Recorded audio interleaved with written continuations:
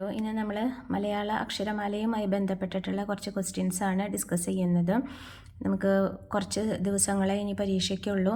അപ്പോൾ വളരെ ഡീറ്റെയിൽ ആയിട്ട് പഠിക്കാൻ നേരമില്ലാത്തത് കാരണം വളരെ ഷോർട്ടായിട്ടാണ് വീഡിയോയിൽ പറയുന്നത്. മലയാള അക്ഷരമാലയിലെ കവർഗങ്ങൾ ക, ഖ, ഗ, ഘ, ങ ഇവയ്ക്ക് പറയുന്ന പേര്, ഇവയ്ക്ക് പറയുന്ന പേരാണ് എന്ത്?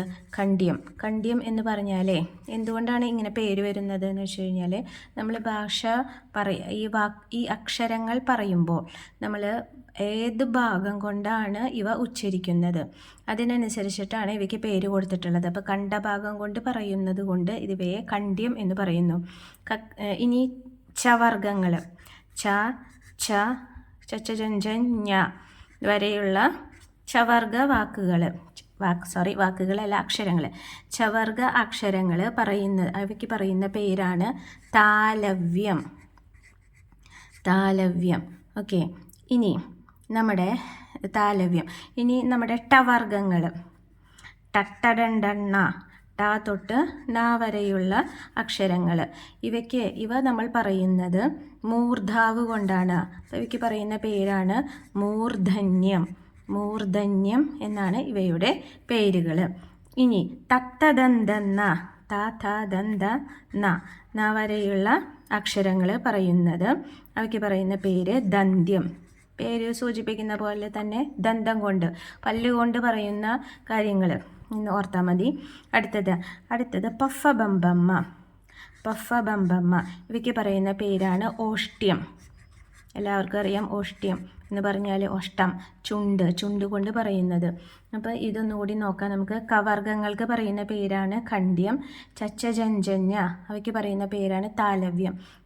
താലു എന്ന് പറയുമ്പോൾ നമ്മുടെ കണ്ഠത്തിനും മൂർധാവിനും ഇടയിലുള്ള ഭാഗം. അപ്പോൾ അതുകൊണ്ട് അവയ്ക്ക് താലവ്യം എന്ന് പറയുന്നു. താലവ്യം എന്ന് പറയുന്നത് ചവർഗങ്ങളെയാണ് താലവ്യം എന്ന് പറയുന്നത്. അടുത്തത് ടട്ടടണ്ടണ്ണ എന്ന് പറയുമ്പോൾ നമ്മൾ ഈ പറയുന്ന അക്ഷരങ്ങൾ മൂർധാവ് കൊണ്ടാണ് പറയുന്നത് എന്നോർത്താൽ നമുക്ക് അതിൻ്റെ പേര് കിട്ടി, മൂർധന്യം. അടുത്തത് ദന്ത്യം, പല്ലുകൊണ്ട് പറയുന്നത് തത്തദന്തന്ന.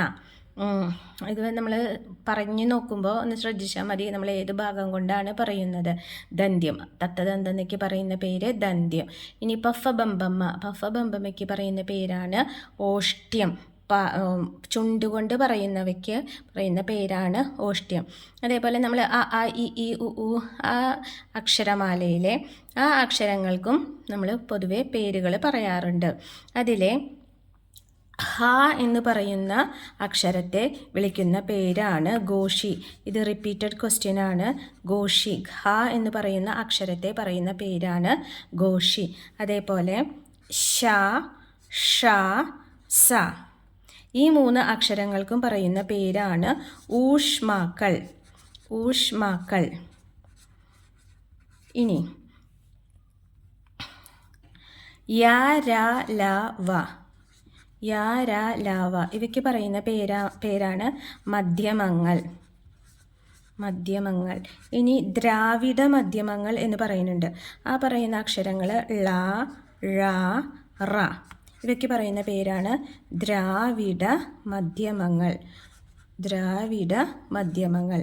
ഇപ്പോൾ അക്ഷരമാലയിലെ കുറച്ച് അക്ഷരങ്ങളെ പറ്റി നമ്മളിവിടെ ഡിസ്കസ് ചെയ്തു. ഹാക്ക് പറയുന്ന പേരാണ് ഘോഷി. ഷ, ഷ, സ ഇവയ്ക്ക് പറയുന്ന പേരാണ് ഊഷ്മാക്കൾ. യ, ര, ല, വ എന്നിവയ്ക്ക് പറയുന്ന പേരാണ് മധ്യമങ്ങൾ.